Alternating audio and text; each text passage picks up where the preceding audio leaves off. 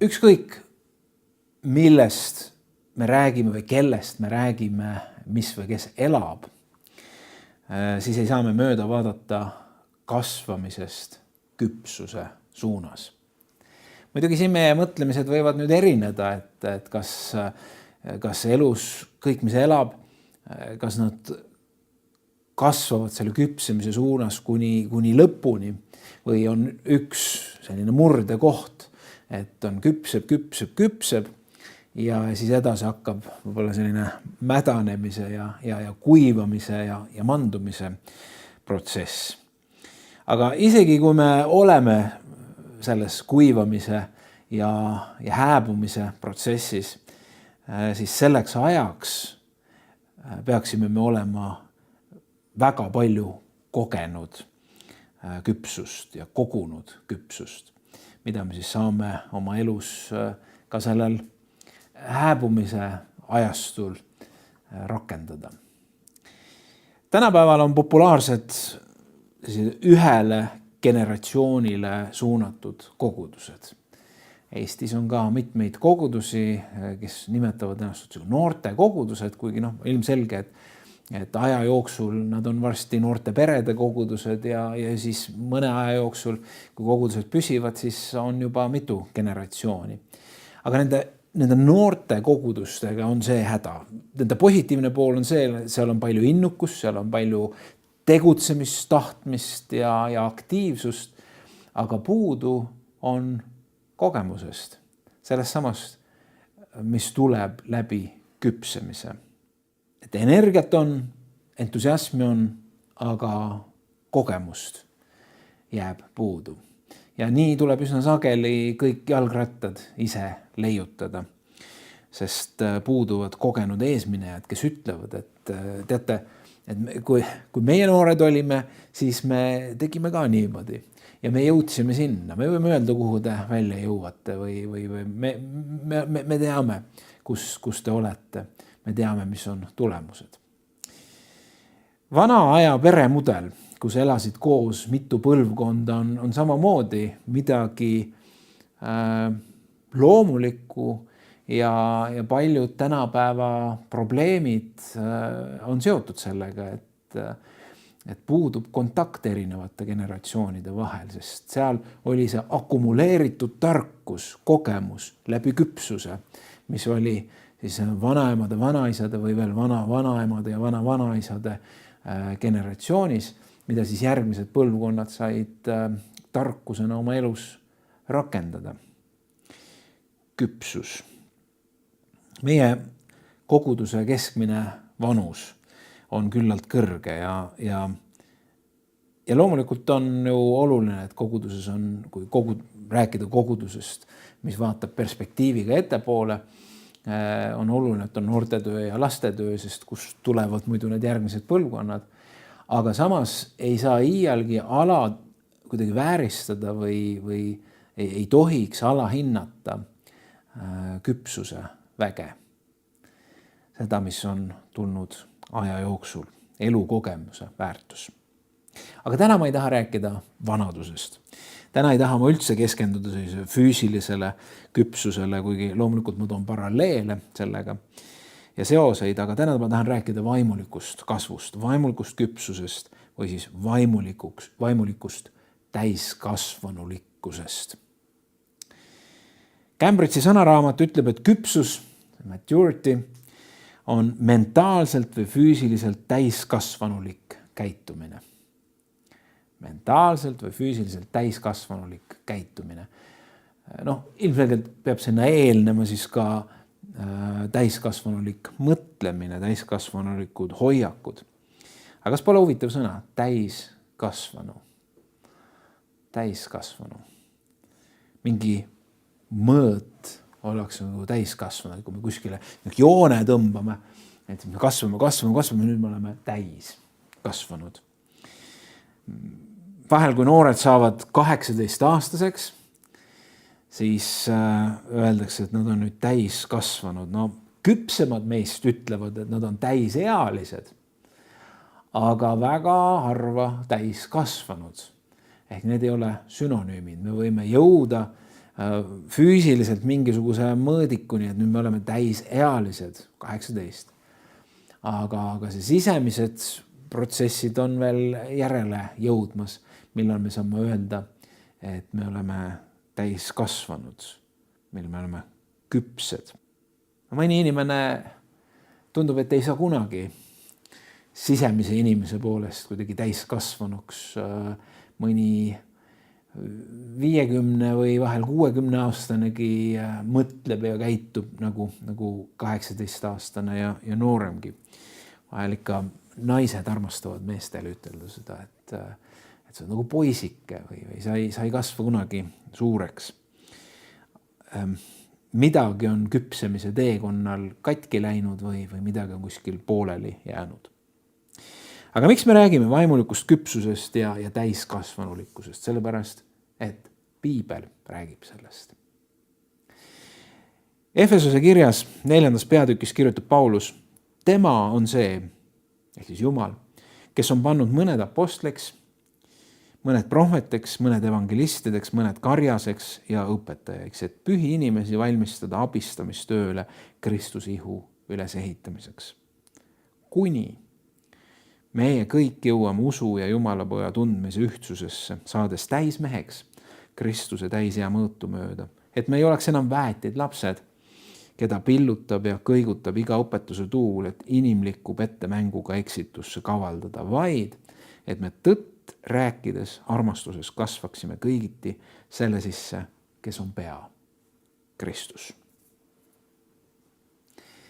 Et Paulus kirjutab siin, et Jumal on loonud ühe keskkonna, milleks on kogudus, et pühi inimesi valmistada abistamistööle. Ja siin ei ole juttu nende pühade all, ma ei tea, katoliku või õigeusu kirikute pühakutega, vaid siin on juttu sinust ja minust, siin on juttu kõigist kristlastest. Ja ma ei tea, kas see on sulle üllatus või mitte, aga sa oled Jumala laps ühe põhjusega. Loomulikult see suurim põhjus ja peamine põhjus oled sa ise. Jumal armastab sind, Jeesus on surnud sinu pattude eest, sinu lahutatuse eest, et sa oled Jumalast oma pattude tõttu olnud lahutatud. Ja Jeesus maksis patu hinna. Ja kui sa seda usud, siis astud ühte taas loodud suhtesse Jumalaga. Ja see on see peamine. Jeesus on tulnud meie pärast. Meid on loodud selleks, et me võiksime olla ühendatud Jumalaga. Ma ei tea, kas sa tead, mis tähendab sõna religioon. Me kasutame seda palju, aga sa tead, mis seal algtähendus on. See tuleb ladinakeelsest sõnast religare. Vabakogudused ja karismaatilised kogudused on andnud sellele negatiivse varjundi, et see religioon, et see on me ei tegele mingi religiooniga, meie oleme päris usklikud ja nii edasi. Ehk siis selle religioonile on antud selline surnud usu, mingite kombe täitmiste selline tähendus. Aga see religare, kus see sõna tuleb, on tegelikult taas sidumine või taas ühendumine. Ja see on see, et Jeesus on teinud kõik selleks, et meie osadus Jumalaga võiks olla taastatud. Me oleme jälle koos Jumalaga. Me sünnime suhtesse Jumalaga. Ja see on see kõige peamine põhjus. Aga nagu Paulus ka kirjutas, siis siin on juttu sellest, et meid, pühi inimesi, kes me oleme siis päästetud, kes me oleme uuesti sündinud, et meid valmistada abistamistööle Kristuse ihu ülesehitamisel. Ehk siis meil kõigil on oma roll Kristuse ihu ehk koguduse ülesehitamisel. Aga me sünnime.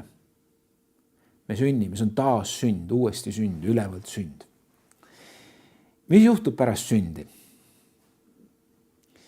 Kas algab üks pikk ja vaevaline hääbumise ja allakäigu trepp, et sünd on see tipphetk ja siis hakkab kõik allamäge minema. Kui me mõtleme väikese lapse peale, siis me mõistame, et ei ole niimoodi, et algab üks äärmiselt põnev, väljakutset rohke teekond küpsemise suunas. Iga samm õpetab midagi, iga hetk õpetab midagi, iga võit õpetab midagi, iga kaotus, iga kukkumine, iga püsti jäämine ja nii edasi ja nii edasi.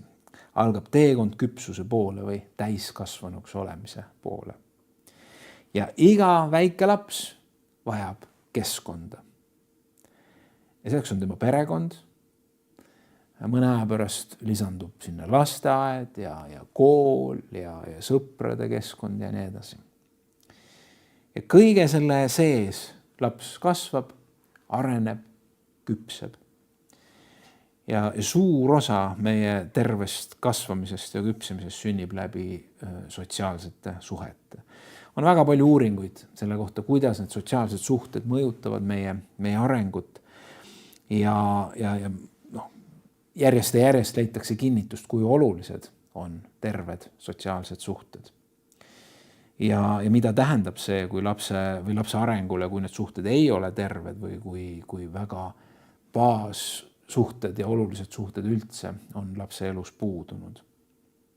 Miks ei kasva väike laps huntide või ahvide keskel täisväärtuslikuks inimeseks? Et ta võib ju samamoodi, see aja hulk võib olla sama, näiteks 15 või 20 aastat huntide ja ahvide keskel, ehk siis see aja jooksul peaks ju see kasvamine toimuma, aga ei sünni. Ei sünni seda kasvamist selliselt. Et aeg ei ole ainuke tegur, mis määrab või võimaldab meil kasvamist, vaid on ka keskkond oluline, need samad sotsiaalsed suhted. Ja nüüd Paulus kirjutab efeslastele, kes olid uuesti sündinud, et need, kes keda nimetatakse apostliteks ja õpetajateks ja evangelistideks, et nad ei ole mingisugused ise hakanud tegelased, vaid Jumal on nad pannud, Jumal on nad kutsunud, Jumal on nad valinud, Jumal on nad läkitanud. Milleks? Selleks, et meie kõik võiksime siis nende teenimise läbi kasvada sellesse, milleks Jumal on meid kutsunud. Eesmärk on sinu ja minu vaimulik ülesehitumine ja küpsemine ja seeläbi kogu Kristuse ihu kasv ja küpsemine. Ja mõõdupuuks, et kuhu suunas me siis kasvame, on siis Kristuse tundmise ühtsus ja Kristuse täisjää mõõt. See Kristuse tundmise ühtsus vahel kuidagi minnakse sellega üle piiridega, selles mõttes me peame kõik täpselt ühtemoodi mõtlema ja nii kui keegi natukene teistmoodi mõtleb, ma ei tea, kogudusest välja või midagi sellist. Aga see kontekst tegelikult ka sellel ajal oli, siis kui Paulus kirjutab seda, neid samu kristlasi, neid värskelt uuesti sündinud kristlasi, neid ümbritses tohutult palju erinevaid ideesid ja õpetusi Kristusest, erinevaid gnostilisi õpetusi ja me nimetame neid valeõpetusteks. Need peamised õpetused või valik nendest õpetavad, et on olemas mingi vaimne eliit, kellel on mingisugused salajased teadmised, gnoosis, teadmine. Üldse see teadmise mõiste või mõte on väga oluline, et ei rist ega arm ega usk ei ole see, mille läbi meid päästetakse, vaid just nimelt need teadmised, mingisugused salajased teadmised. Vastandati mateeriat ja vaimu väga tugevasti, et mateeria on halb ja vaim on kindlasti hea. Sellest kasvas välja äärmuslik askees. Inglitele anti mingi vahendaja roll ja üks õpetas, et Vanatestamendi Jumal ei ole see sama Jumal, kes Uue Testamendi Jumal, et kuna nad on nii erinevad. Ja nüüd selles loetud tekstis ütleb Paulus, et saage täiskasvanuks, kasvuge üles, et me ei oleks enam väetid lapsed, et te olete uuesti sündinud, aga et ei jääks väetiteks lasteks, et tuleb üks ja räägib ühte juttu, siis te tormate sinna suuna, siis tuleb järgmine keegi, siis te tormate sinna suuna ja vaimustute ühest ja teisest ja need võivad omavahel vastuolus olla, et ärge olge nagu väetid lapsed, keda pillutab ja kõigutab iga õpetuse tuul, et inimlikku pettemänguga eksitusse kavaldada. Pettemäng on see täringumäng. Et ärge olge sellised, kasvage suureks, rajage, juurduge, et igaüks ei saaks teid petta. Ma usun, et sa oled näinud innukaid kristlasi. Võib-olla sa oled üks nendest. Ja see on väga hea, innukus on suurepärane, sest me kõik oleme näinud ka väga loidusid ja apaatseid kristlasi. Innukus on tore ja see on sütitav, aga innukusest ei piisa, et õigel teel püsida. Me võime väga innukalt, väga vales suunas joosta. me võime väga innukalt mõnda valet või pooltõde kuidagi kaitsta või kuulutada. On vaja küpsust. Paulus ütleb, et kuna meie ümber on nii palju valet, meiega mängitakse seda pettemängu, siis on oluline omada vundamenti, mis on aja jooksul saanud meile selliseks aluseks. Ja selleks vundamendiks ei saa olla keegi ega miski muu kui see keegi, kes ei muutu, kelle kohta on öeldud, et on seesama eile, täna ja igavest ja see on Jeesus Kristus. Kasvage tema sisse, kes on pea, kasvage Kristusesse. See, mida Paulus ütleb, on see, et ta ütleb, et uuesti sünd ei ole teekonna lõpp, vaid see on algus, sealt hakkab üks arenemine, kasvamine. Ja nii nagu me peame väikese lapse arengut küpsuse suunas väga loomulikuks ja samas kõrvalekaldeid sellest ebaloomulikuks ja ohtlikuks, nii on tegelikult täpselt ka vaimulikus arengus ja vaimulikus küpsemises. Et see ei ole loomulik, kui me aja jooksul vaimulikult ei küpse, ei kasva. Heebrea kirja autor näeb probleemi koguduse elus, kui ta kirjutab, et 5. peatükis, et teie, kes te selle aja peale peaksite olema õpetajad, ehk siis mingisugune kriitiline ajaühik on olnud ja ta vaatab, et selle aja jooksul ei ole juhtunud mitte midagi. Mitte kuskil arengut ei ole toimunud. Teie, kes te peaksite olema õpetajad, juba vajate, et teid jälle õpetatakse Jumala sõnade esmaseid algeid, te olete saanud nende väärseks, kes vajavad piima, mitte tahket toitu.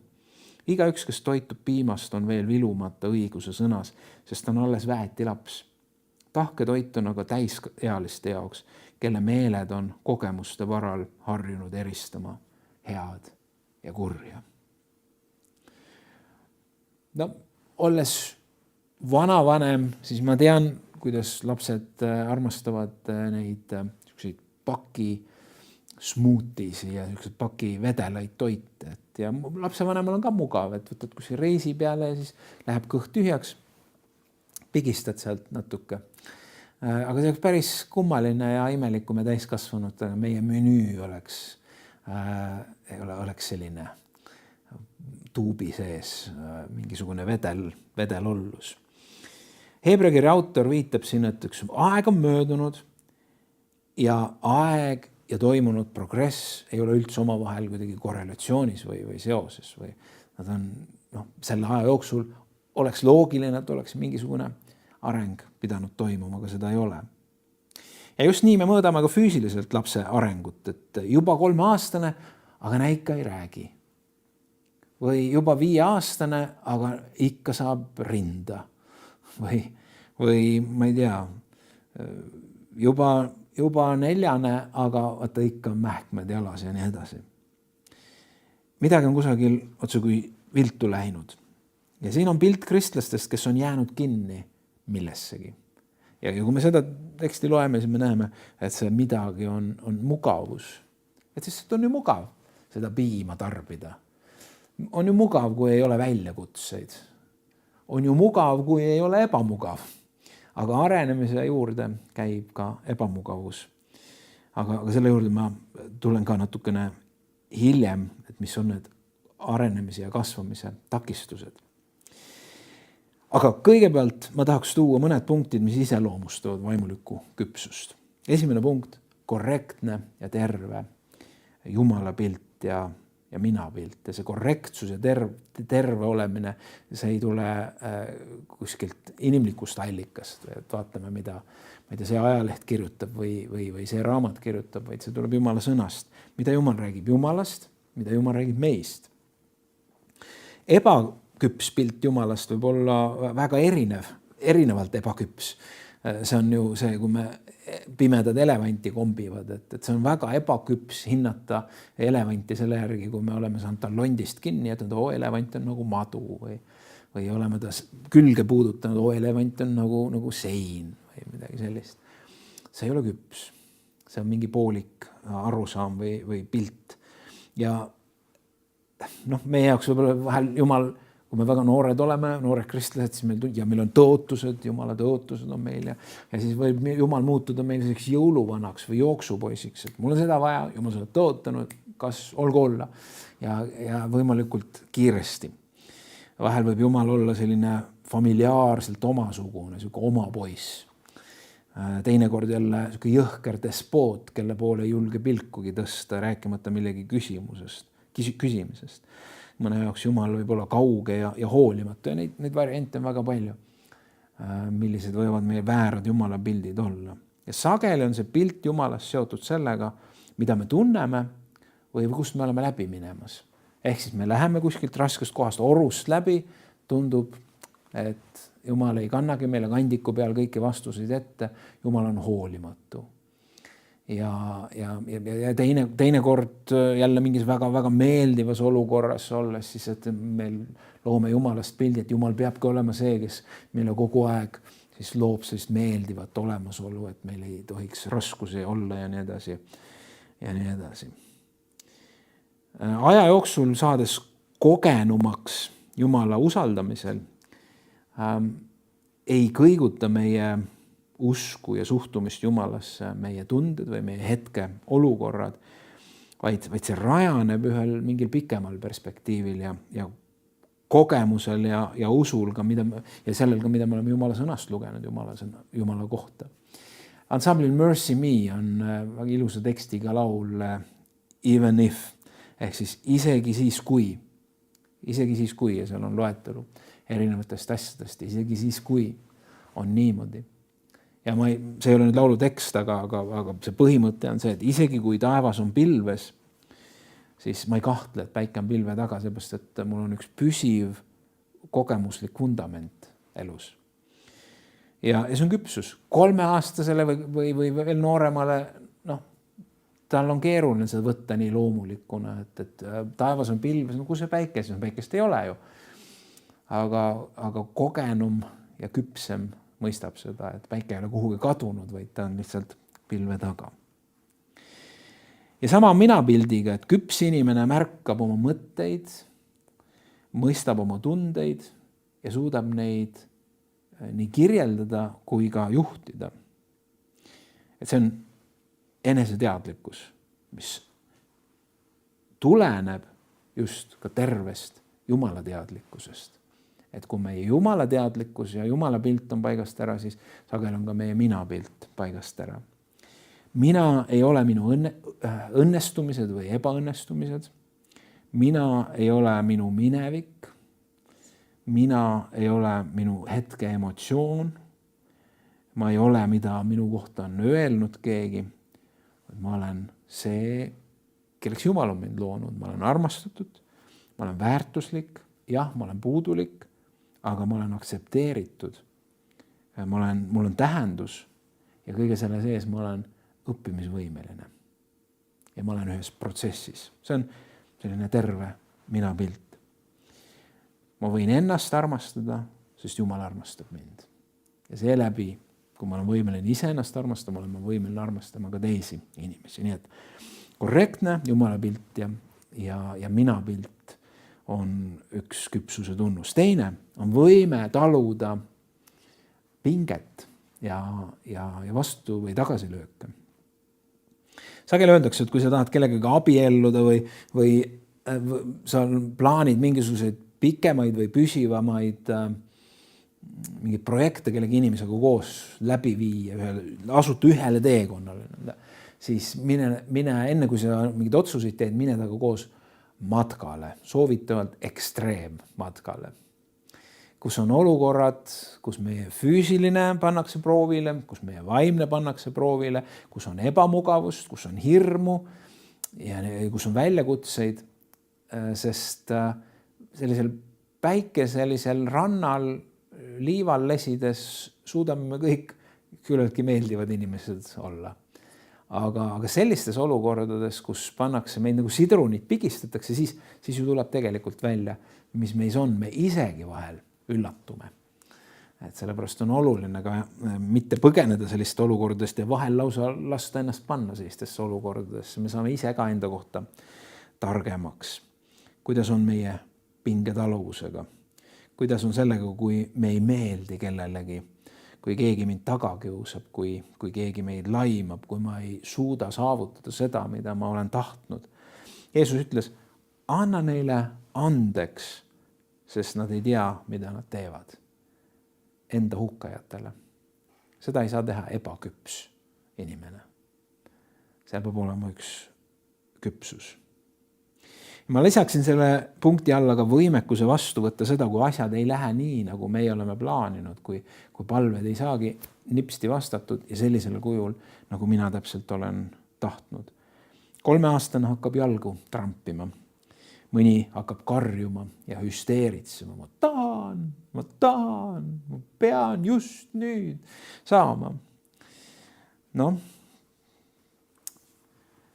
Eks sarnaseid olukordi võib ka olla täiskasvanud inimestel nii sama emotsionaalsetes olukordades kui ka vaimulikus perspektiivis. Eks me oleme Jumalaga ka ju neid jalgu trampinud ja ütlen, ma tahan, ma pean kindlasti saama.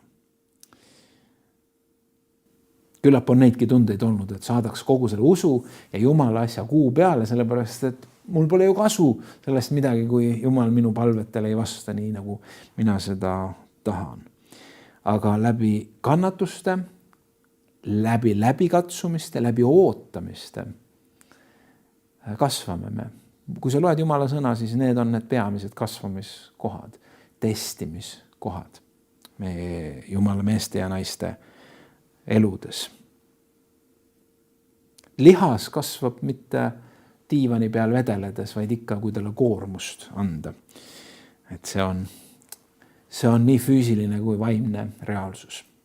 Ja 3. ja viimane, kuigi neid punkte võiks tuua veel ja veel, aga jutluse pikkus on piiratud.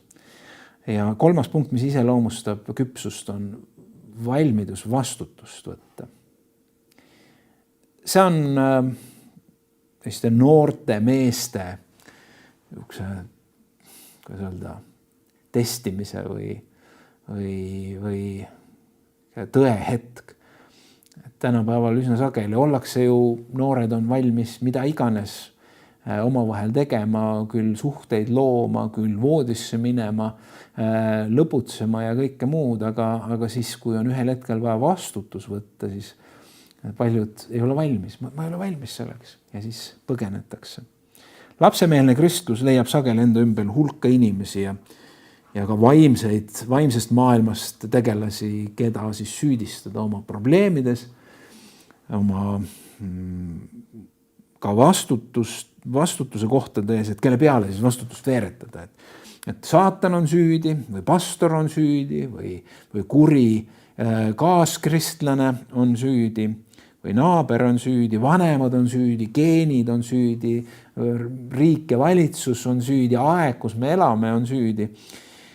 Mina ei ole vastutav. Kõik teised on süüdi.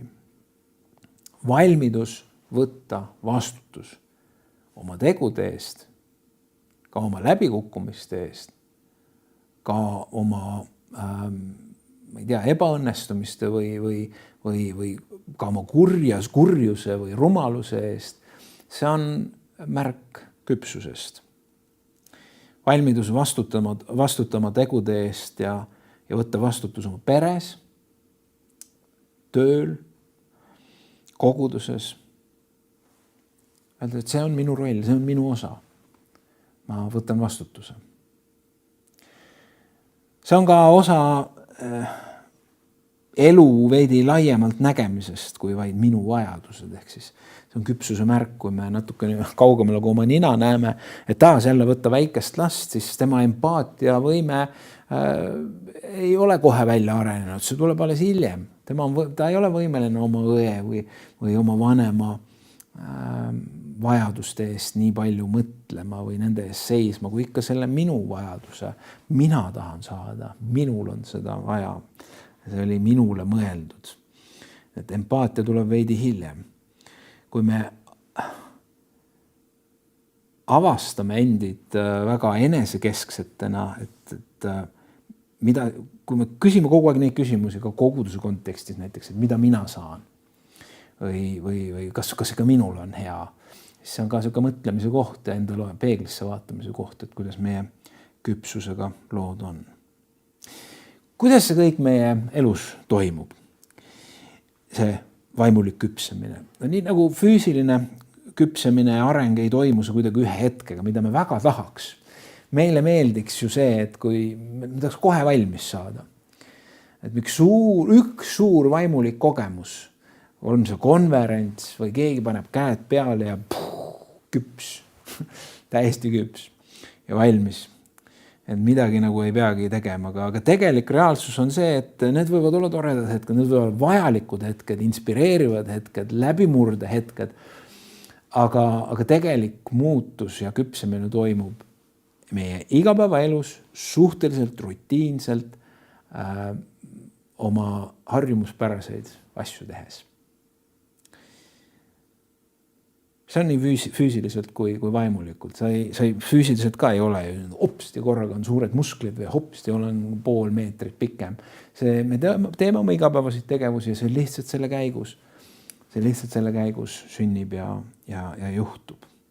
Kui me võtleme vaimulikku arengut, siis seal on üks püsiv Jumalaga koos käimine, läbi katsumuste ja raskuste minemine, läbi võitude ja kaotuste minemine, läbi suhete koguduses ja kogudusest väljaspool, läbi oma anni rakendamise ehk läbi selle, et me teenime teisi inimesi oma anniga ja läbi kuulekuse. Küpsus ei ole tohutult palju millegi kohta teadmine, vaid küpsus on see, kui me seda, mis me teame, rakendame oma elus. Küpsuseni ei vii võimalikult palju tegemisi, veel rohkem tegemisi, kuigi tegemistel on oma osa, siis tõelise küpsuseni viib meid sügavam juurdumine Kristusesse. Püsige minus, ütleb Jeesus. Püsige minus. Ja läbi selle püsimise kanname me aina enam vilja, seda vaimu vilja, millest kirjutab Galaatia kiri või Paulus galaatlastele, et vaimu vili on armastus, rõõm, rahu, pikkmeel, lahkus, headus, ustavus, tasadus, enesevalitsus. Kui me juured ajame Kristusesse, siis see Kristuse olemus sellisel kujul vaimu viljana tuleb esile meie elus aina rohkem ja rohkem. Ja kui ma tulen tagasi Hebra 5. peatüki juurde, siis seal on mainitud kristlaste jäämist vaimse piima juurde, vältides tahket rooga ja nii nagu ma tegelikult ütlesin ka, et üks peamine meie kasvamise pidurdajaid on mugavus ja soovimatus muutuda või ka vahel hirm muutuste ees. Lisaks takistavad meie küpsemist erinevad suhteprobleemid, on nad siis solvumised või kibestumised, ka õpetuse pinnapealsus, ka kui me isoleerime ennast, kui me üksi jääme, me ei kasva üksi. Me kasvame läbi suhete ja ka kannatuste vältimine. Ära põlga tule kuumus, me jookseme kogu aeg eest ära, me otsime teid, kus oleks võimalikult lihtne. Aga Jumala teed ei ole alati need, kus oleks võimalikult lihtne, vaid Jumal juhib meid ka läbi tule, aga tühib meid läbi sealt, mitte sinna sisse. Lõpetuseks võib öelda, et vaimulikult küps inimene omab tõepärast pilti iseendast ja tõepärast pilti Jumalast. Ta armastab Jumalat, ta armastab iseennast ja seeläbi on ta võimeline armastama teisi nii nagu iseennast. Tema suhe Jumalaga ei ole heitlik, vaid see on püsiv ja tema usk peab vastu erinevatele survetele. Ja ma usun, et me kõik saame paluda selles kontekstis, et Jumal aita mul kasvada sinu sarnasusse, mis ongi ju küpsuse mõõdupuu. Ma jätan lõpetuseks tsitaadi, mille autorit ma ei tea, aga mis võtab vähemalt minu jaoks kokku küpsuse väga ilusasti. Küpsus pole see, kui me räägime suuri asju. See, et ma olen täna jutlustanud, see ei väljenda mitte kuidagi minu küpsust. Vaid küpsus on, kui me õpime mõistma ja väärtustama väikseid asju. Ehk siis ära oota veel suuremat jutlust, veel vägevamat mingit vaimulikku kogemust, vaid palu, et sa oskaksid oma elus rakendada seda, mida Püha Vaim sulle täna on näidanud, mida sa täna oled kuulnud enda südames, kas siis minu suu kaudu või hoopiski Jumala Püha Vaimu sosina kaudu, mis ei pruugi selle jutlusega isegi seotud olla. Ehk siis näeme, mõistame ja väärtustame need asju, mis meil täna on. ja rakendame seda oma elus. See on üks osa meie küpsemisest ja küpsusest. Issand, tänu sulle, et sa oled toonud meid täna siia, kus me oleme. Me võime mõtelda palju sellest, kes me võiksime olla täna ja võib-olla me oleme palju ära rikkunud, aga me oleme need, kes me oleme täna siin.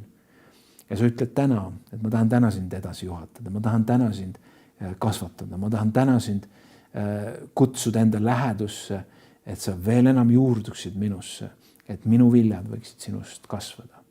Jumal, sa ei vaata meie vanuse peale, kas me oleme noored või vanad, aga sa ütled, tule ja jää minusse. Me tahame olla sinus. Me tahame jääda sinusse, kanda head vilja, teenida oma lähedasi, armastada oma lähedasi ja kanda ühte head küpset vilja. Aita meid selles. Me vajame sind. Amen.